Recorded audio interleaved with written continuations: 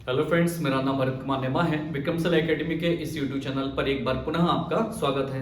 MPPSC 2025 की प्रारंभिक परीक्षा के लिए विक्रमशिला एकेडमी लेकर आया है एमसीक्यू की एक सीरीज, और इसी सीरीज का आज यह 17वां लेक्चर है, जिसमें हम बात करने वाले हैं सामाजिक धार्मिक सुधार आंदोलन से संबंधित विभिन्न प्रश्नों के बारे में। इसी लेक्चर का एक और लेक्चर 16वां लेक्चर ऑलरेडी पोस्ट किया जा चुका है और ये उसका एडवांस लेक्चर है। तो आइए हम बात करते हैं। आज का पहला प्रश्न है, विभिन्न संस्थाओं और के संस्थापकों से संबंधित प्रश्न है। तो आदि ब्रह्म समाज देवेंद्रनाथ ठाकुर, भारतीय ब्रह्म समाज केशव चंद्र सेन, साधारण ब्रह्म समाज आनंद मोहन बोस, संघर्ष सभा द्वारकानाथ टैगोर। तो कौन सा इसमें से सही मिलान नहीं है? इस प्रश्न का सही आंसर क्या हो जाएगा? आंसर हो जाएगा डी, संघर्ष सभा द्वारकानाथ टैगोर के द्वारा स्थापित नहीं है। ध्यान रखिएगा, ये केशव चंद्र सेन के द्वारा स्थापित है, केशव चंद्र सेन के द्वारा स्थापित की गई है। अन्य विकल्पों पर देखें तो आदि ब्रह्म समाज बिल्कुल देवेंद्रनाथ ठाकुर के द्वारा स्थापित है, भारतीय ब्रह्म समाज केशव चंद्र सेन के द्वारा स्थापित है। आपको याद रखना है, ध्यान रखिएगा, ब्रह्म समाज की स्थापना आप जानते हैं 1828 में की गई है, राजा राम मोहन राय के द्वारा की गई है। और यही ब्रह्म समाज फिर 1866 में जाकर दो भागों में विभाजित हो जाता है। एक को हम कहते हैं आदि ब्रह्म समाज और एक को हम कहते हैं भारतीय ब्रह्म समाज। ध्यान रखिएगा। और ये जो आदि ब्रह्म समाज है, इसके संस्थापक कौन हैं? आपके देवेंद्रनाथ ठाकुर, देवेंद्रनाथ ठाकुर हैं। और भारतीय ब्रह्म समाज जो है, इसके संस्थापक कौन है? केशव चंद्र सेन है। ध्यान रखिएगा। आगे जाकर यदि हम बात करते हैं तो फिर 1878 में इसी भारतीय ब्रह्म समाज से टूटकर साधारण ब्रह्म समाज की स्थापना हो जाती है। ध्यान रखिएगा, भारतीय ब्रह्म समाज से टूटकर साधारण ब्रह्म समाज बनता है, जिसके संस्थापक माने जाते हैं आनंद मोहन बोस। आनंद मोहन बोस माने जाते हैं, इसे आपको याद रखना है। चलिए आगे प्रश्न देखते हैं। नेटो मैरिज एक्ट किस वर्ष पारित किया गया है? ऑप्शन है 1870, 1872, 1874, 1884। इस प्रश्न का सही आंसर क्या हो जाएगा? आंसर भी हो जाएगा 1872 में नेटिव मैरिज एक्ट पारित किया गया है। ध्यान रखिएगा, ये जो नेटिव मैरिज एक्ट आया है, इस एक्ट को लाने में केशव चंद्र सेन की बड़ी भूमिका रही है। केशव चंद्र सेन की बड़ी भूमिका रही है, इसे आपको याद रखना है। अच्छा, दूसरा प्रश्न यहाँ से पूछा जा सकता है कि जब नेटिव मैरिज एक्ट आया है तो समय गवर्नर जनरल कौन थे? तो लॉर्ड नॉर्थब्रुक थे, इसे आपको याद रखना है। लॉर्ड नॉर्थब्रुक के समय नेटिव मैरिज एक्ट को पारित किया गया है। चलिए आगे बात करते हैं। अगला प्रश्न है, निम्नलिखित में से किस आंदोलन को सल्फी आंदोलन के नाम से भी जाना जाता है? ऑप्शन है अलीगढ़ आंदोलन, अहमदी आंदोलन, बहावी आंदोलन, कोई नहीं। तो इस प्रश्न का सही आंसर क्या हो जाएगा? आंसर सी, बहावी आंदोलन को सल्फी आंदोलन के नाम से भी जाना जाता है। यदि हम बात करें बहावी आंदोलन की हम बात करें तो ध्यान रखिएगा, यह आंदोलन 1820 के दशक से आरंभ हुआ है, पर सही मायने में देखें तो फिर अगर 1828 से लेकर 1888 तक यह आंदोलन चला है। ध्यान रखिएगा, बहावी आंदोलन का जो मूल केंद्र बिंदु था, सेंटर पॉइंट था, वो क्या था? पटना था। और यह आंदोलन क्यों चलाया गया है? तो यह आंदोलन इस्लाम धर्म में जो नई परिपाटियां आ रही हैं, इस्लाम धर्म में जो नई गतिविधियां हो रही हैं, उनके विरोध में चलाया गया था, पाश्चात्य संस्कृति के विरोध में चलाया गया था, इस्लाम के शुद्धिकरण के लिए बहावी आंदोलन चलाया गया था, जिसको हम सल्फी आंदोलन के नाम से भी जानते हैं। अलीगढ़ आंदोलन की बात करें तो ध्यान रखिएगा, ये 1875 में आरंभ हुआ है। और अहमदी आंदोलन 1889 में आरंभ हुआ है, 89 में आरंभ हुआ है, इसे आपको याद रखना है। अलीगढ़ आंदोलन सैयद अहमद खां के द्वारा है, सैयद अहमद खां, हमने कल बात की है इस पर, ध्यान रखिएगा। और अहमदी आंदोलन मिर्जा गुलाब अहमद के द्वारा संचालित किया गया है, इसे आपको याद रखना है। बहावी आंदोलन किसके द्वारा? सैयद अहमद बरेलवी के द्वारा चलवाया गया था, सैयद अहमद बरेलवी के द्वारा भारत में संचालित किया गया है, इसे आपको याद रखना है। चलिए आगे बढ़ते हैं। अगला प्रश्न है, निम्नलिखित में से किसे इस्लाम का प्रथम धर्म सुधार आंदोलन कहा जाता है भारत में? ऑप्शन है अलीगढ़ आंदोलन, अहमदी आंदोलन, बहावी आंदोलन, कोई नहीं। तो ध्यान रखिएगा, इस प्रश्न का सही आंसर क्या हो जाएगा? सी, यह इस्लाम का भारत में प्रथम धर्म सुधार आंदोलन माना जाता है, अभी हमने जिसकी बात करी है। चलिए आगे बढ़ते हैं। अगला प्रश्न है बहावी आंदोलन का मुख्य केंद्र क्या था, है ना? तो मद्रास, मुंबई, पटना, फिरोजाबाद। तो इस प्रश्न का सही आंसर क्या हो जाएगा? पटना बहावी आंदोलन का मुख्य केंद्र था, जो सैयद अहमद बरेलवी के द्वारा शुरू किया गया है, इस्लाम के शुद्धिकरण से संबंधित है। अगले प्रश्न की तरफ पढ़ते हैं। अहमदिया आंदोलन के संस्थापक कौन थे? ऑप्शन है मोहम्मद अली, मिर्जा गुलाम अहमद, शौकत अली, सैयद अहमद। तो ध्यान रखिएगा, इस प्रश्न का सही आंसर क्या हो जाएगा? आंसर बी हो जाएगा, मिर्जा गुलाम अहमद अहमदिया आंदोलन के संस्थापक माने जाते हैं। और जैसा कि मैंने बताया अहमदिया आंदोलन कब शुरू हुआ है, तो 1889 से अहमदिया आंदोलन शुरू हुआ है, इसे आपको याद रखना है। ध्यान रखिएगा, मिर्जा गुलाम अहमद ने बाद में स्वयं को कृष्ण की भी उपाधि दी है, इसे भी आपको याद रखना है। चलिए, अगर हम बात करें मोहम्मद अली और शौकत अली पर, तो आगे जाके इनसे संबंधित हम प्रश्न को डिस्कस करेंगे, फिर भी हम अब याद बता देते हैं। मोहम्मद अली, शौकत अली, ध्यान रखना, खिलाफत आंदोलन के प्रमुख नेता रहे हैं। तो खिलाफत आंदोलन के प्रमुख नेता रहे हैं ये, और ये खिलाफत आंदोलन 1919-1920 में आरंभ किया गया है, इसे आपको याद रखना है। आगे बात करते हैं। अगला प्रश्न है निम्नलिखित में से किसने स्वयं को मसीहा या पैगंबर घोषित किया है? ऑप्शन है मिर्जा गुलाम अहमद, अबुल आला मोदी, मोहम्मद इकबाल, नसरुद्दीन महमूद। तो इस प्रश्न का सही आंसर क्या हो जाएगा? आंसर ए हो जाएगा, मिर्जा गुलाम अहमद ने स्वयं को मसीहा या पैगंबर घोषित किया था। ठीक है, मिर्जा गुलाम अहमद, इन्होंने अहमदिया आंदोलन चलाया है। देखिए, इस्लाम में माना जाता है कि जो हजरत मोहम्मद पैगंबर साहब हैं, वो खुदा के द्वारा भेजे गए अंतिम दूत थे। इसके बाद कोई दूत या पैगंबर नहीं हुआ है, परंतु मिर्जा गुलाम अहमद ने यह कहा कि मैं हजरत मोहम्मद पैगंबर साहब के बाद एक और दूत हूँ, है ना? तो फिर सिया और सुन्नी मुसलमानों ने इनका विरोध किया है, इसलिए अहमदिया समुदाय का विवाद सिया और सुन्नी मुसलमानों के साथ होता रहता है। चलिए आगे बढ़ते हैं। अगला प्रश्न है निम्नलिखित में से किस समुदाय को कादियानी नाम से भी जाना जाता है ना? ऑप्शन है सुन्नी मुसलमान, सिया मुसलमान, अहमदिया मुसलमान, बोहरा मुसलमान। तो इस प्रश्न का सही आंसर क्या हो जाएगा? आंसर सी, अहमदिया मुसलमानों को कादियानी के नाम से भी जाना जाता है। इसके पीछे क्या तथ्य है, तो ध्यान रखिएगा, कादियानी हमारे गुरुदासपुर मतलब पंजाब में एक जगह है, और इसी कादियानी नामक स्थान से अहमदिया आंदोलन 1889 को शुरू हुआ है, इसीलिए अहमदियाओं को कादियानी के नाम से भी जाना जाता है। चलिए आगे बात करते हैं। अगला प्रश्न है अलीगढ़ आंदोलन किसके नेतृत्व में चलाया गया है? ऑप्शन है सैयद अहमद खान, बदरुद्दीन तैयब जी, अबुल कलाम और जमाल उल दीन, है ना? तो इस प्रश्न का सही आंसर क्या हो जाएगा? आंसर ए हो जाएगा, सैयद अहमद खान के द्वारा अलीगढ़ आंदोलन चलाया गया है। ध्यान रखना, ये कब शुरू हुआ है? 1875 में शुरू हुआ। कहां से शुरू हुआ है? अलीगढ़ से शुरू हुआ है। ध्यान रखिएगा, ये जो अलीगढ़ आंदोलन है ना, ये कैम्ब्रिज शिक्षा प्रणाली पर आधारित था। तो अलीगढ़ आंदोलन के अंतर्गत मुसलमानों को विज्ञान की शिक्षा दी जाती थी, पाश्चात्य संस्कृति के संपर्क में लाया जाता था, आधुनिक विज्ञान के संपर्क में लाने का प्रयास सैयद अहमद खान के द्वारा किया गया है। तो यहाँ पे जो शिक्षा पद्धति है वो किस पर आधारित है? कैम्ब्रिज शिक्षा प्रणाली पर आधारित है, इसे आपको याद रखना है। आगे बढ़ते हैं। अगला प्रश्न है दारुल उलूम देवबंद की आधारशिला किसके द्वारा रखी गई है? ऑप्शन है हाजी आबिद हुसैन, काजिम नानोतवी, उपरोक्त दोनों, वली उल्लाह देहलवी। तो इस प्रश्न का सही आंसर क्या हो जाएगा? इस प्रश्न का सही आंसर हो जाएगा आंसर सी, हाजी आबिद हुसैन और काजिम नानोतवी के द्वारा भारत में दारुल उलूम देवबंद की आधारशिला को रखा गया है। ध्यान रखिएगा, देवबंद बड़ा महत्वपूर्ण है, इस्लामिक शिक्षा, इस्लामिक शोध का मुख्य केंद्र बिंदु भी माना जाता है। अगर हम बात करें कि इसकी स्थापना कब हुई है, तो ध्यान रखिएगा 1866-67 में सहारनपुर यूपी में देवबंद की स्थापना हुई है, आधारशिला रखी गई है।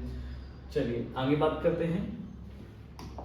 अगला प्रश्न है मोहम्मद एंग्लो ओरिएंटल कॉलेज की स्थापना किस वर्ष हुई है ना? तो इस प्रश्न का सही ऑप्शन है 1873, 1875, 1878, 1880। तो इस प्रश्न का सही आंसर क्या हो जाएगा? आंसर बी हो जाएगा, 1875 में स्थापना की गई है। ध्यान रखिएगा, ये जो कॉलेज है आगे जाकर 1920 में फिर AMU अलीगढ़ मुस्लिम यूनिवर्सिटी बन जाता है, इसे आपको याद रखना है। चलिए आगे बात करते हैं। अगला प्रश्न है आत्मनो मोक्षार्थ जगद हिताय च किस संस्था का ध्येय वाक्य है? ऑप्शन है ब्रह्म समाज, आर्य समाज, प्रार्थना समाज, रामकृष्ण मिशन। तो इस प्रश्न का सही आंसर क्या हो जाएगा? आंसर डी हो जाएगा। रामकृष्ण मिशन का मुख्य ध्येय वाक्य है आत्मनो मोक्षार्थ जगत हिताय च, मतलब होता है अपने स्वयं के मोक्ष के लिए और जग के कल्याण के लिए। रामकृष्ण मिशन ध्यान रखिएगा 1897 में स्थापित हुआ है और इसके संस्थापक कौन माने जाते हैं? स्वामी विवेकानंद माने जाते हैं, ध्यान रखिएगा। और इसका जो हेडक्वार्टर है, हेडक्वार्टर कहाँ पर था? बेलूर पश्चिम बंगाल में, ठीक है, ध्यान रखिए। अन्य विकल्पों की बात करें तो ब्रह्म समाज की स्थापना 1828 में हुई है, आर्य समाज 1875 में स्थापित हुआ है, प्रार्थना समाज 1867 में स्थापित हुआ है। ब्रह्म समाज के संस्थापक राजा राम मोहन राय हैं, आर्य समाज के संस्थापक स्वामी दयानंद सरस्वती हैं, प्रार्थना समाज के संस्थापक महादेव गोविंद रानडे और आत्माराम पांडुरंग को माना जाता है। आगे बात करते हैं। अगला प्रश्न है रामकृष्ण मिशन का मुख्यालय कहाँ स्थित है? बेंगलुरु, कोलकाता, मद्रास। तो इस प्रश्न का सही आंसर क्या हो जाएगा? आंसर ए हो जाएगा, बेलूर पश्चिम बंगाल में रामकृष्ण मिशन का मुख्यालय स्थापित है। चलिए आगे बात करते हैं। रामकृष्ण मिशन की शिक्षाओं का मूल केंद्र बिंदु है वेदांत, यज्ञ एवं कर्मकांड, संहिता कोई नहीं। तो इस प्रश्न का सही आंसर क्या हो जाएगा? ध्यान रखिएगा, वेदांत ही रामकृष्ण मिशन की शिक्षाओं का मुख्य उद्देश्य है। ध्यान रखिएगा, वेदांत आध्यात्मिक एक ग्रंथ होते हैं। वेदांत में ब्रह्म जगत जीव के बारे में बात की गई है और वेदांत पर आधारित फिर अलग अलग दर्शनों का विकास हुआ है।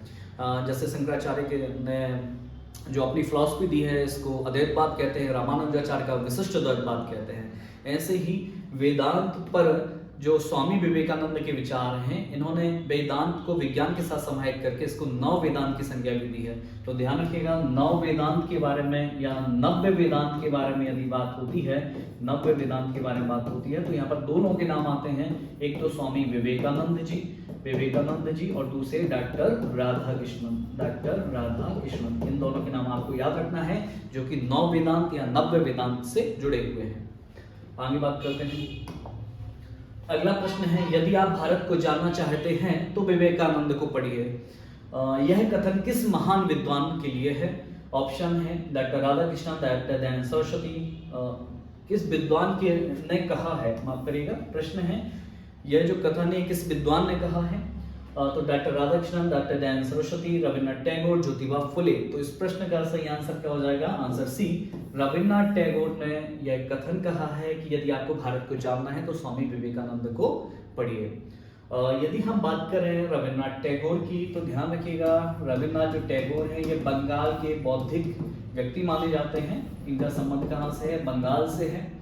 दूसरा प्रश्न यहाँ से जो पूछा जा सकता है, इन्होंने शांति निकेतन की स्थापना की है। ध्यान रखिएगा, शांति निकेतन की स्थापना रविन्द्रनाथ टैगोर ने की है। और एशिया में यदि हम देखें तो पहला नोबेल पुरस्कार प्राप्त करने वाले व्यक्ति कौन है? एशिया की यदि हम बात करें तो रविन्द्रनाथ टैगोर हैं और इन्हें नोबेल मिला है कब? 1913 में गीतांजलि रचना के लिए मिला है। गीतांजलि के लिए मिला है, ये इनकी सबसे महत्वपूर्ण रचना मानी जाती है। इसे आपको याद रखना है। यदि कुछ अन्य प्रश्न की भी हम बात करें तो ध्यान रखिएगा, रविन्द्रनाथ टैगोर को 1915 में नाइटहुड की उपाधि दी गई थी। नाइटहुड की उपाधि दी गई थी, परंतु जब 13 अप्रैल 1919 को अमृतसर के जलियांवाला बाग में पुलिस के द्वारा निहत्थे लोगों पर गोलियां चला दी जाती हैं, जिसको जलियांवाला बाग हत्याकांड कहते हैं। तो इस जलियांवाला बाग हत्याकांड के प्रति विरोध प्रदर्शित करने के लिए 1919 में इस नाइटहुड की उपाधि को क्या कर दिया था? त्याग दिया था। तो त्यागा है, ये आपको याद रखना है। तो 1915 में नाइटहुड की उपाधि रविन्द्रनाथ टैगोर को मिली है। 1919 में इन्होंने इस उपाधि को त्याग दिया है। किसके विरोध में? जलियांवाला बाग हत्याकांड के विरोध में। चलिए आगे बात करते हैं। अगला प्रश्न है, स्वामी विवेकानंद ने विश्व धर्म सम्मेलन में प्रथम व्याख्यान कब दिया है? ऑप्शन है 11 सितंबर 1893, 11 अक्टूबर 1893, 11 नवंबर 1893, 11 दिसंबर 1893। इस प्रश्न का सही आंसर क्या हो जाएगा? 11 सितंबर 1893 में शिकागो में विश्व धर्म संसद में स्वामी विवेकानंद ने प्रथम व्याख्यान दिया है। ध्यान रखिएगा, अगर हम विवेकानंद जी की बात करें तो इनका मूल नाम क्या है? नरेंद्र नाथ दत्त था। और इनके गुरु का नाम था रामकृष्ण, रामकृष्ण, और इन्हीं पर रामकृष्ण मिशन की स्थापना की है। तो ये कौन थे? गुरु थे। और बचपन का नाम क्या है? बचपन का नाम है नरेंद्रनाथ दत्त है। चलिए आगे बात करते हैं। अगला प्रश्न है lecture from Colombo to Almora, बड़ी महत्वपूर्ण है यह, के लेखक हैं डी.के. कर्वे, आनंद मोहन बोस, स्वामी विवेकानंद, शिव नारायण अग्निहोत्री। तो इस प्रश्न का सही आंसर क्या हो जाएगा? इस प्रश्न का सही आंसर हो जाएगा आंसर सी, स्वामी विवेकानंद की यह रचना है। अगर हम इनकी कुछ अन्य रचनाओं की बात करें, है ना, तो ध्यान रखिएगा कुछ अन्य रचनाएं भी स्वामी विवेकानंद की, जैसे भक्ति योग, ज्ञान योग, कर्म योग, और एक और महत्वपूर्ण रचना जिसको हम कहते हैं राजयोग। तो राजयोग, ये चारों रचनाएं किसके द्वारा लिखी गई हैं? स्वामी विवेकानंद के द्वारा लिखी गई हैं। अन्य विकल्पों हम बात करें तो डी.के. कर्वे, ध्यान रखिएगा, भारत के एक बहुत बड़े समाज सुधारक रहे हैं, विधवा पुनर्विवाह है पर इन्होंने बल दिया है, और साथ ही साथ स्वयं एक विधवा से विवाह भी किया है, ये आपको याद रखना है। और डी.के. कर्वे को 1958 में भारत रत्न से सम्मानित किया जाता है, ये भी आपको याद रखना है। आनंद मोहन बोस की हम बात करें तो ध्यान रखिएगा, इन्होंने साधारण ब्रह्म समाज बनाया है, साधारण ब्रह्म समाज की स्थापना करी है, ब्रह्म समाज बनाया है। और शिव नारायण अग्निहोत्री की यदि हम बात करते हैं तो इनके द्वारा ध्यान रखना देव समाज की स्थापना की गई है, देव समाज की स्थापना की गई है। चलिए आगे बात करते हैं। अगला प्रश्न है स्वामी विवेकानंद द्वारा रचित पुस्तकें हैं, कुछ पुस्तकें हम ऑलरेडी बता चुके हैं, कुछ और देखते हैं। My master, the east and the west, seeing beyond the circle, all of the above. तो इस प्रश्न का सही आंसर क्या हो जाएगा? आंसर डी हो जाएगा। ये उपरोक्त तीनों ही पुस्तकें भी स्वामी विवेकानंद द्वारा लिखी गई हैं। चलिए आगे बात करते हैं। अगला प्रश्न है स्वामी विवेकानंद ने वराहनगर मठ की स्थापना किस वर्ष की है? बड़ा महत्वपूर्ण मठ है ये। ऑप्शन है 1886, 1897, 1898, 1899। तो इस प्रश्न का सही आंसर क्या हो जाएगा? आंसर ए हो जाएगा। 1886 में वराहनगर मठ की स्थापना पश्चिम बंगाल में की गई है। और ध्यान रखिएगा इसी मठ पर उन्होंने क्या किया है? संन्यास लेने की घोषणा की है। तो प्रायोगिक तौर पर संन्यास की घोषणा वराहनगर मठ में ही स्वामी विवेकानंद ने की थी। चलिए आगे बात करते हैं। अगला प्रश्न है मायावती में अद्वैत आश्रम की स्थापना किस वर्ष की गई है? तो ऑप्शन है 1899, 2000, 2001, 2002। तो इस प्रश्न का सही आंसर क्या हो जाएगा? 1899। ध्यान रखिएगा 1899 में मायावती में अद्वैत आश्रम है। तो ये मायावती कहाँ पर है? उत्तराखंड में। ध्यान रखिएगा उत्तराखंड में यह आश्रम है। और स्वामी विवेकानंद के शिष्य थे स्वरूपानंद, है ना। तो ध्यान रखिएगा स्वामी विवेकानंद के शिष्य स्वरूपानंद जी और कुछ और विदेशी शिष्य इसमें शामिल थे, उनके द्वारा की गई है। 1899 में ही स्वामी विवेकानंद जी ने उत्तराखंड की यात्रा भी की थी, ये आपके लिए याद रखना है। चलिए आगे बात करते हैं। अगला प्रश्न है निम्नलिखित में से किस स्थान पर स्वामी विवेकानंद द्वारा वेदांत समिति की स्थापना की गई है? ध्यान रखना अब बात हम किसकी कर रहे हैं? वेदांत समिति की स्थापना की। San Francisco, London, Paris, Berlin. तो इस प्रश्न का सही आंसर क्या हो जाएगा? आंसर ए हो जाएगा। सैन फ्रांसिस्को में 1900 में स्वामी विवेकानंद ने वेदांत समिति की स्थापना की है। चलिए आगे बात करते हैं। किस वर्ष स्वामी विवेकानंद द्वारा महासमाधि ली गई? तो ऑप्शन है 1901, 1902, 1905, 1906। तो ध्यान रखिएगा 1902 में स्वामी विवेकानंद के द्वारा महासमाधि ली गई है। कहां पर? बेलूर में। कहां पर ली गई है? बेलूर में। बेलूर क्या है? पश्चिम बंगाल। इसे आपको याद रखना है। आगे बात करते हैं। संघर्ष सभा की स्थापना किसके द्वारा की गई है? सुरेंद्रनाथ बनर्जी, आनंद मोहन बोस, केशव चंद्र सेन, देवेंद्रनाथ ठाकुर। तो इस प्रश्न को वैसे हम डिस्कस कर चुके हैं। इस प्रश्न का सही आंसर क्या आ जाएगा? केशव चंद्र सेन के द्वारा संघर्ष सभा की स्थापना की गई है। ये भी एक धार्मिक सुधार से संबंधित संस्था थी। चलिए आगे बात करते हैं। निम्नलिखित में से किसके द्वारा सती प्रथा पर राजा राममोहन राय के विचारों का विरोध किया गया है? राजा राममोहन राय ने सती प्रथा को इलीगल घोषित किया जाए, गैर कानूनी घोषित किया जाए, इस पर बल दिया था। परंतु सती प्रथा पर राजा राममोहन राय के विचारों का विरोध किसने किया है?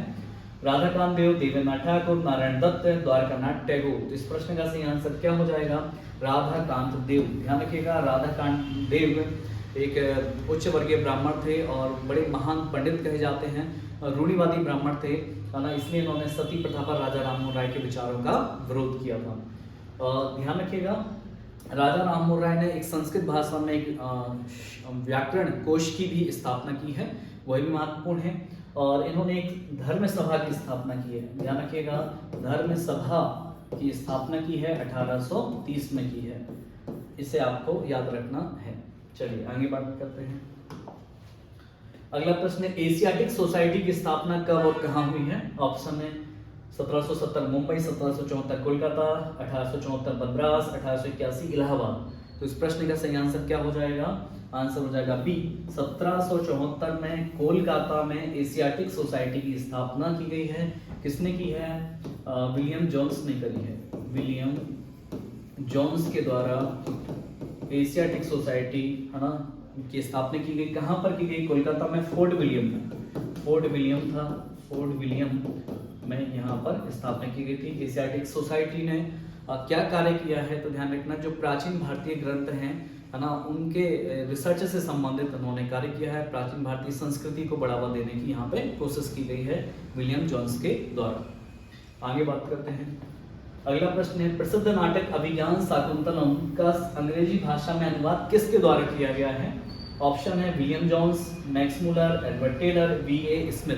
तो इस प्रश्न का सही आंसर क्या हो जाएगा? आंसर ये हो जाएगा विलियम जोन्स ने। ध्यान रखिएगा, वैसे तो अभिज्ञान शाकुंतलम आप जानते हो एक नाटक है, कालिदास के द्वारा लिखा गया है, और इसी अभिज्ञान शाकुंतलम, है ना, का अंग्रेजी भाषा में अनुवाद विलियम जोन्स ने किया है।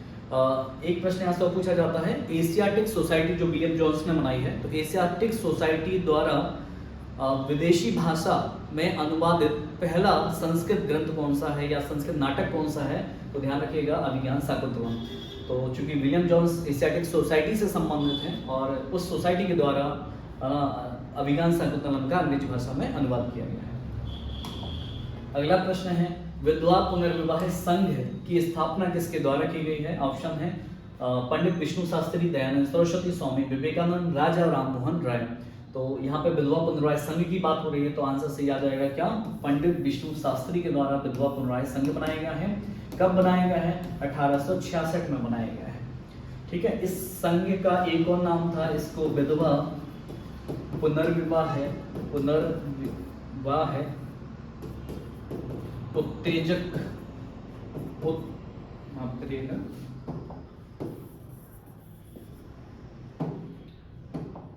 विधवा उत्तेजक मंडल कहा जाता था, उत्तेजक मंडल भी कहा जाता था इस विधवा पुनर्विवाह संघ को, जो विष्णु शास्त्री द्वारा स्थापित है, 1866 में स्थापित है। आगे बात करते हैं। अगला प्रश्न है, हेनरी लुइस विवियन डेरेजियो द्वारा कौन सा आंदोलन शुरू किया गया? ये भी आपके लिए महत्वपूर्ण है। ऑप्शन है युवा बंगाल आंदोलन, तर्कवादी आंदोलन, बंगाल आंदोलन, पुनर्जागरण आंदोलन। तो किस नाम से आंदोलन शुरू किया गया था? इस प्रश्न का सही आंसर क्या हो जाएगा? युवा बंगाल आंदोलन के नाम से। ठीक है, अब ये कब शुरू किया गया है? तो ध्यान रखिएगा 1820 के अंतिम दशक में, अंतिम समय में, 1820 के अंतिम दशक के समय में। और यदि ऑप्शन में ये नहीं होगा तो फिर होगा 1830 के प्रारंभ में, 1830 के दशक के प्रारंभ में। तो ध्यान रखिएगा हेनरी लुइस डेरेजियो के द्वारा युवा बंगाल आंदोलन शुरू किया गया। हेनरी लुइस डेरेजियो जो है वो हिंदू कॉलेज के अध्यापक थे और उन्होंने ये आंदोलन शुरू किया था। तो यह आंदोलन बौद्धिक पुनर्जागरण के लिए था। ध्यान रखना, इस आंदोलन का मुख्य उद्देश्य क्या था? बौद्धिक पुनर्जागरण करना, और इसमें स्वतंत्र विचारधारा, तर्कवादी विचारधारा पर बल दिया जाता था। चलिए आगे बात करते हैं। अगला प्रश्न है, थियोसॉफिकल सोसाइटी की शुरुआत कहाँ हुई है? ऑप्शन है Washington DC, New York, San Francisco, Paris. तो इस प्रश्न का सही आंसर क्या हो जाएगा? आंसर भी हो जाएगा न्यूयॉर्क। थियोसॉफिकल सोसाइटी से संबंधित बहुत सारे प्रश्न पूछे जा सकते हैं। जैसे थियोसॉफिकल सोसाइटी की स्थापना कब हुई? तो 1875 में हुई है। कहाँ पर हुई है? तो न्यूयॉर्क में हुई है, ध्यान रखिएगा। अगला प्रश्न है, किसने की है? तो ध्यान रखिएगा दो लोगों ने मिलकर की है, कर्नल अल्काट है, कर्नल आल्कट है, और साथ ही साथ इनके साथ मैडम ब्लावाटस्की हैं, ब्लावाटस्की। ठीक ठीक है, इन याद रखिएगा, इन दो लोगों ने मिलकर थियोसॉफिकल सोसाइटी की स्थापना की है। अच्छा, यहाँ से एक प्रश्न और पूछा जा सकता है कि न्यूयॉर्क के मुख्यालय था, बाद में भारत में कब आया है, मुख्यालय कब स्थापित हुआ है? तो ध्यान रखिएगा 1879 में इस संस्था का मुख्यालय सबसे पहले मुंबई ट्रांसफर हुआ। ध्यान रखिएगा, महत्वपूर्ण है ये। तो पहला मुंबई में हुआ, पर बाद में 1886 में इसे मद्रास में स्थानांतरित कर दिया गया। तो बाद में फिर मुख्यालय कहाँ पर हो गया है? मद्रास में स्थानांतरित हो गया। अगर हम थियोसॉफिकल सोसाइटी के बारे में और बात करें तो ध्यान रखिएगा, ये जो सोसाइटी है ये विज्ञान के साथ साथ वेदांत को मर्ज करती है। विज्ञान प्लस वेदांत, इन दोनों पर बल देती है, ध्यान रखिएगा। चलिए आगे बात करते हैं। अगला प्रश्न है, थियोसॉफिकल सोसाइटी के संबंध में सत्य कथन क्या है?